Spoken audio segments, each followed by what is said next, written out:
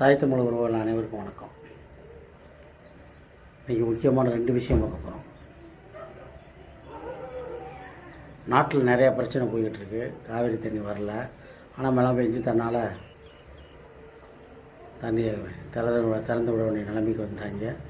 இப்போ இந்த பிரச்சனைகளில் முக்கியமாக 2 விஷயம் நடந்திருக்கு தமிழ்நாட்டில். அதை பற்றி நான் ஒரு விரிவான ஒரு பார்வை பார்க்க போகிறோம். இந்த ஆளும் தாவேக அரசு எப்போவுமே என்ன நினைக்கும்னா, எப்போவுமே இந்த ஆளும் தாவேக அரசு ஒரு பிரச்சனை ஆட்சிக்கு 3 மாதம் ஆக போகுது. இந்த 3 மாதத்தில் நடந்த எந்த பிரச்சனைக்குமே தீர்வு இல்லாமல் அதை மடைமாற்றம் செய்வது எப்படிங்கிற மார்க்கெட்டிங் உத்தி நல்லா செய்கிறாங்க. 2 நாளைக்கு முன்னாடி தான் நாம் தமிழர் ஒரு கண்டன ஆர்ப்பாட்டம் பண்ணாங்க. அதை தொடர்ந்து கண்டன ஆர்ப்பாட்டங்கிறது மீறி ஒன்றமாக எல்லா இடத்துலையும் பண்ணிக்கிட்டு இருக்காங்க. அதுபோக இந்த 1000 பேர் இணைவு விழாவில் சீமான் வச்சு செஞ்சு விட்டார் தாவேக அரசு. இப்போது இந்த சூழ்நிலையில் நேற்று தஞ்சாவூரில் எதிர்க்கட்சி தலைவர் உதயநிதி ஒரு கண்டன ஆர்ப்பாட்டம் நடத்துகிறாரு. அதில் அவர் ஒன்றும் பெருசாக எதுவும் பேசுகிற மாதிரி தெரியல, ஏதோ பேசியிருக்காரு. இந்த காணொலியில் இருக்கேன், நீங்களே பார்த்துக்கிறீங்க. இன்னும் தண்ணி வரல. ஆனா இதை பத்தி இன்னைக்கு இருக்கக்கூடிய முதலமைச்சர் வாயை திறந்து பேசுறாரா? பேச மாட்டேங்கிறாரு. அவருக்கு இருக்கக்கூடிய ஒரே கவலை என்ன?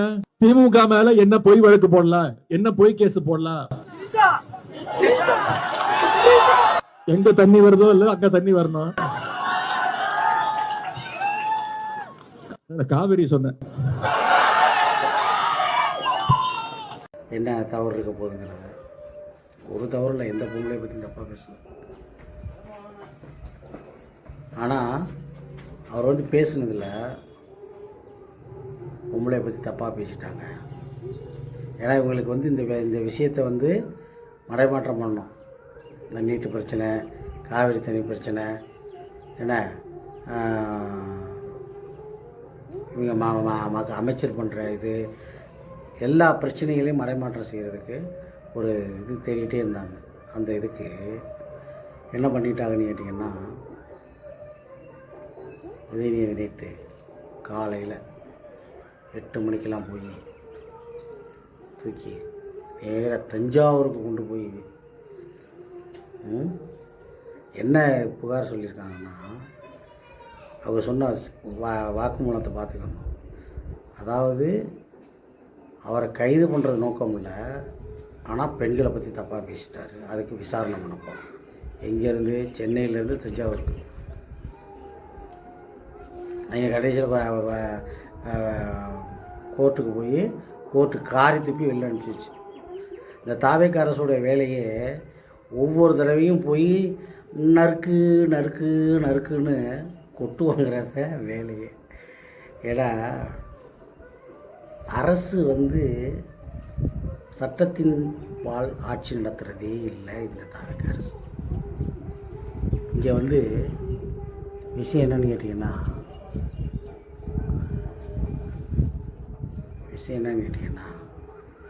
எப்படி இடம் மாற்றுறது, தடம் மாற்றுறது. காவிரி தண்ணி வர Mr. Vijay is an immature politician. He doesn't know maturity. I think he might have that TMC with him, that's all. Indian National Congress is not with him. He might have TMC with him. The Indian National Congress is with DMK. Kaveri தண்ணி வரல. கர்நாடக முதலமைச்சர் எதுக்குமே தமிழ்நாடு முதலமைச்சர் விஷயம் எதுக்கு லாய்க்கு இல்லை அப்படின்னு சொல்லி காரி துப்புறான். அதை கேட்குறது துப்பு இல்லை. அந்த பள்ளிக்கூடத்தில் கல்வித்துறை அமைச்சர் ராஜ்மோகன் என்ன பண்ணுறான்னு தெரியல, அது தெரியல. தொழில்துறை அமைச்சர் என்ன பண்ணுறாரு, அது ஒன்றும் தெரியலை. எந்த துறைக்கு எந்த அமைச்சர் யாருக்குமே தெரியலை. அதிகாரிகள் மட்டத்தில் பயங்கரமான ஊழல் மலிஞ்சு போய் கிடக்குது. ஊழலை ஒழிச்சிடுவேன்னு சொன்னவர் ரோடாக போர்டு வச்சு அரசு காசை வேஸ்ட்டு பண்ணி இந்த மக்களை எல்லாரும் முட்டாப்பையிலாக்கிட்டு இருக்காரு. இந்த லட்சணத்தில் இவரை வந்து கைது பண்ணி 3000 போலீஸ் எல்லாம் அரசு போன வேஸ்ட்டு. இதே திமுக அரசு சீமான் வீட்டுக்குள்ளே புகுந்து செக்யூரிட்டி அடித்து இல்லாத அராஜகம் பண்ணிச்சு இதே திமுக அரசு. இன்றைக்கி அதே திமுக எதிர்க்கட்சி தலைவர் இளவரசரை வந்து தூக்கிட்டு போயிட்டாங்க. தூக்கிட்டு போய் கடைசியில் ஒன்றுமில்ல விட்டுட்டாங்க. ஆனால் இதை காரணமாக வச்சு இந்த காணொலியெல்லாம் இணைக்கிறேன் பாருங்கள். உனக்கு அரசியல் ஒரு கேடா, எனக்கு அரசியல் ஒரு கேடா. ஒடு ஒடு ஒடு ஒடு ஒடு ஒடு ஒடு ஒடு வராமாறு வெட்டக்கார. ஒடு ஒடு ஒடு ஒடு ஒடு ஒடு ஒடு ஒடு வராமாறு வெட்டக்கார. என் அருமை மக்களே, இந்த கண்டன கரகோஷம், இந்த கண்டன ஒலி நிச்சயமாக நிச்சயமாக அந்த எதிர்க்கட்சி தலைவரை அரசியலில் இருந்தே அப்புறப்படுத்தும் என்பது இந்த மேடைகளை உறுதிப்படுத்தி விடைபெறுகிறேன். நன்றி, வணக்கம். ஆளும் தாவேக அரசு ஆர்ப்பாட்டம் பண்ணியிருக்காங்க. உதயநிதிக்கு எதிராக பெண்களை தப்பாக பேசிட்டாங்க. எதுவுமே பேசலை. ஆனால் எப்போவுமே இவங்களுடைய வேலையே மார்க்கெட்டிங், செயல்பாடுங்கிறது எதுவுமே இல்லை. ஒன்லி மார்க்கெட்டிங், ரூட் மாஃபியாவோட வேலை, பொய் பிரச்சாரம், இதுதான் எப்போவுமே பண்ணிக்கிட்டே இருக்காங்க. வேறு எந்த வேலையும் பண்ணுறதில்ல. இங்கே எதுவுமே பண்ணுறதில்ல. கடைசியில் தமிழ்நாடு முழுவதும் இவங்க மகளிர் அணியினர் வந்து என்ன பண்ணுறாங்க, பயங்கர போராட்டம் பண்ணி என்ன போராட்டம் பண்ணுறாங்க, உதயநிதி ஒரு ஆபாச நிதியாக மாறிட்டார் அப்படின்னு மடைமாற்றம் பண்ணுறாங்க. ஆதா அர்ஜுனா பேசியிருக்காரு. அவர் என்ன பேசியிருக்காரு, பெண்களை தப்பாக பேசுனா தூக்குவோம். எந்த பெண்களடா பேசினார் அவர்? உங்கள் ஆள் பேசாததா? யார்? நம்ம தமிழ்நாடு முதலமைச்சர் ஜோசப் விஜய் இருக்கார்ல, அவர் பேசாத பேச்சில் எல்லா படத்துலையும் இப்போ சமீபத்தில் வந்த ஜனநாயகம் முதற்கொண்டு இப்போ கெட்ட வார்த்தை பேசி வச்சுருக்காரு. அவர் நடித்த படம் எல்லாமே அவ்வளவும் ஆபாசங்களின் மொத்த கூடம்தான் விஜய். இன்றைக்கி வந்து ஜோசப் விஜய் வந்து முதலமைச்சர் ஆகிட்டாருங்கன்னா அவருடைய பழைய ரெக்கார்டெலாம் மறைஞ்சு போயிடுமா? சோப்பு போட்ட படம்லாம் இருக்குது. மாமியாவுக்கு முதுகில் சோப்பு போட்ட கதையெல்லாம் இருக்குது. அந்த கதையெல்லாம் படம் எடுத்து வச்சுருந்தார் இவர் பண்ணாத எந்த எல்லையுமே இல்லை. எல்லா எல்லைக்கும் போய் ஆபாசத்தின் மொத்த கூடாரம் தான் நடிகர் விஜய். அவர் வந்து இன்றைக்கி பாடம் நடத்துகிறார். அவரோட ஆட்சியில் இந்த எதிர்க்கட்சிகளை சமாளிக்க முடியல. எதிர்த்து பேசுனா உடனே தூக்கிடுவான். உடனே ஆதவ அர்ஜுனா என்ன சொல்கிறாரு, இதுதான் ஆரம்பம். இனிமேல் சமூக வலைத்தளத்தில் பெண்களை யார் பேசினாலும் தூக்குவோம். பெண்களை பற்றி பேசுகிறதுக்கு நீங்கள் முதல்ல தகுதியான ஆட்களா? உங்கள் கட்சியில் இருக்கிறவன பல பேர் பாலியல் தொழில் பண்ணிக்கிட்டு இருக்கான். கட்சியில் இருக்க பிள்ளைகளை மிரட்டிக்கிட்டு இருக்கான். வீடியோ எடுத்து மிரட்டிக்கிட்டு இருக்கானுங்க. அதெல்லாம் உங்களுக்கு கேட்குறதுக்கு இது இருக்குதா? சீமான் நாம் தமிழர் கட்சி ஒருங்கிணைப்பாளர் சீமான் மேலே அவ்வளோ அவதூறு பரப்புறானுங்க. உங்களுக்கு எதிராக பேசிட்டா உடனே உங்கள் ரூட் மாஃபியா கும்பல் வாரியர்ஸ் வந்து கெட்ட வார்த்தையில் பேசுகிறானுங்க. அவங்க மேலாம் கேஸ் கொடுத்துருக்கேன். அந்த கேஸ்லாம் வந்து நடவடிக்கை எடுத்துட்டீங்களா நீங்கள்? எந்த நடவடிக்கையுமே எடுக்கலையே. அப்புறம் இதில் நீங்கள் இந்த ஆபாசத்தை பற்றி ஆபாசத்தின் மொத்த கூடாரமே தாவேக்கா தானே. தாவேக்கா வந்து எப்படி ஜெயிச்சிச்சு? இந்த ஆபாச இன்ஃப்ளூயன்சர், இந்த குத்தாட்டம் போடுற, உடம்பை காமிச்சு நடிக்கிற பொம்பளைகளை வச்சு தானே நீங்கள் மார்க்கெட்டிங் பண்ணி ஓட்டு கேட்க வச்சிங்க. அப்போலாம் உங்களுக்கு ஆபாசமாக தெரியலையா? அதெல்லாம் இப்போ வந்து உங்களுக்கு பெண்களை நீங்கள் மதிக்க ஆரம்பிச்சிட்டீங்க. நான் கேட்குறேன், உங்கள் தலைவர் யார், தாவேகா தலைவர் விஜய் இருக்கார்ல, அவரோட பொண்டாட்டி கேவலமாக பேசுகிறாங்க. அப்போல்லாம் உங்களுக்கு பெண்கள் மீதான அடக்குமுறை தெரியாமல் போயிடுச்சா?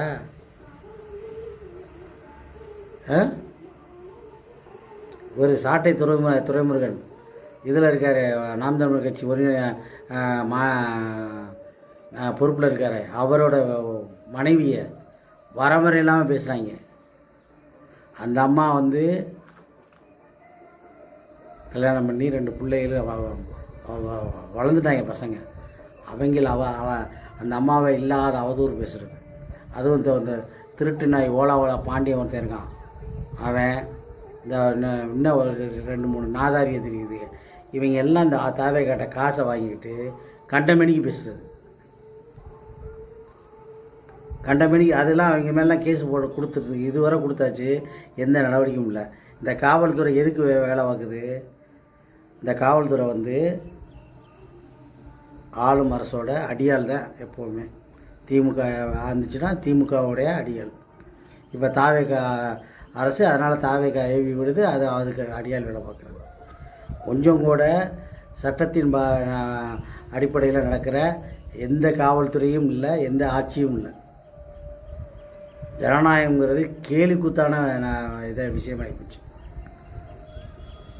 இதெல்லாம் நம்ம பார்த்துக்கிட்டு இருக்கும்போது நான் ஆரம்பத்துலேருந்து சொல்லிக்கிட்டு இருக்கேன், தாவேகா ஆட்சி அமைக்கும் போது தமிழ்நாடு நாசமாக போயிடும். இன்றைக்கி பட்ஜெட் கூட்டத்தொடர் எதிர்கொள்ளணும். அதுக்கு ஆதரவு என்ன சொல்கிறாரு, எங்கள் தலைவர் பேச மாட்டார், ஏன்னா எல்லாரும் ஜெயிச்சு நாங்கள் வந்து 35% ஓட்டு வாங்கி ஜெயிச்சிருக்கோம், அதனால் நாங்கள் பேச மாட்டோம், எங்கள் தலைவர் பேச மாட்டார். அவர் பேசிடக்கூடாது, அவருக்கு பேச தெரியாது. அவர் பேசினா எனக்கு வாயில் வந்துடும். அதெல்லாம் எவ்வளோ பெரிய நல்ல வார்த்தை. இப்போ நாங்கள் என்ன அப்படின்னு சொல்லி நிறுத்திடுவார். அதெல்லாம் எவ்வளோ பெரிய வார்த்தை. நல்ல சமூகத்துக்கு நன்மை பயக்கக்கூடிய பெரிய பெரிய நல்ல பொன்மணிகளை வந்து தாவேகா தலைவர் விஜய் பேசியிருக்கார். திரு ஜோசப் விஜய் அவர்களே, நீங்கள் வந்து ஹிட்லர் நினைக்கிறீங்களா, இல்லை ஜெயலலிதா நினைக்கிறீங்களா, இல்லை கருணாநிதி நினச்சிக்கிறீங்களா? அவங்க பக்கத்தில் நீங்கள் நிற்கவே முடியாது. உங்களுடைய அடிப்படை தகுதியே திரைப்படத்தில் நடித்த கூத்தாடிங்கிற பட்டம்தான். நான் மறுபடியும் சொல்கிறேன்,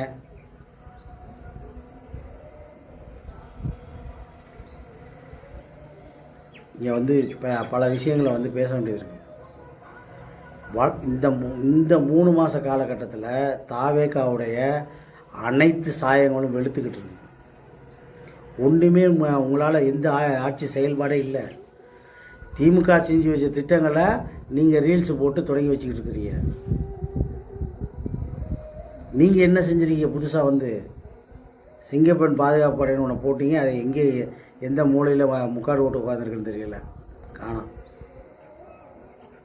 200 மின்சாரத்துக்கு 200 ஒரு கையெழுத்தை போட்டியே, கரண்ட் பில்லு கண்ணா பின்னான்னு ஏறி போய் கிடக்கு.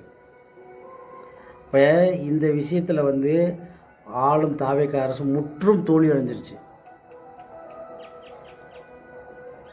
செயலற்று போய் கிடக்குது.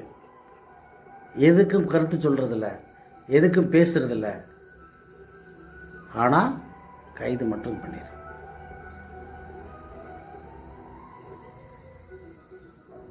நாம் தமிழர் பிள்ளைகள் நிறையா பிள்ளைகளை தூக்கி கொண்டு அரெஸ்ட் பண்ணி வச்சுருக்கீங்க. எதுக்கு? இந்த 3 சாபத்தாக பேசுனதுக்கு. எப்போ 6 மாதத்துக்கு முன்னாடி பேசுனதுக்கு இப்போ கூட தூக்கி கொண்டு வச்சுருக்காங்க. நான் கேட்குறேன், ஒரே ஒரு கேள்வி தான். நீங்கள் 3 சாபத்தாக பேசுகிறது உங்களுக்கு ரொம்ப ரோசமாக இருந்துச்சுன்னா கட்சியில் பொறுப்பை கொடுத்துருங்க. கட்சியில் பொறுப்பை கொடுத்து, இல்லை நீங்கள் கல்யாணம் பண்ணிக்கிறீங்க, கல்யாணம் பண்ணிவிட்டு நீங்கள் கல்யாணம் பண்ணால் ஏன் பேச போகிறான்?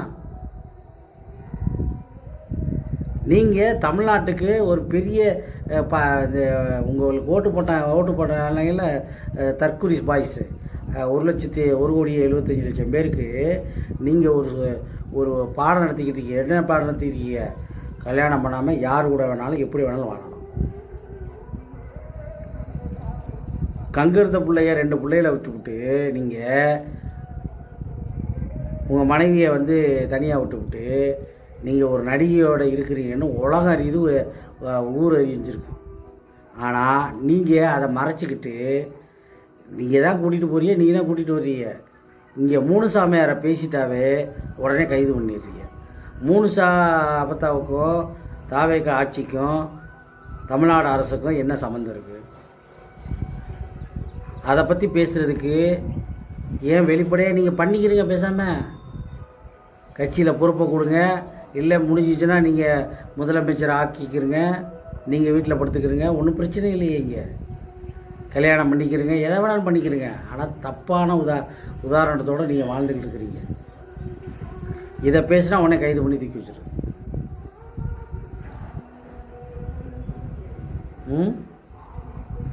இந்த மாதிரியான ஒரு கேடுகட்ட ஆட்சியை தான் இந்த தமிழ்நாடு மக்கள் பார்த்துக்கிட்டு விஷயம்னு வச்சு கொண்டாடிக்கிட்டு இருக்கானுங்க.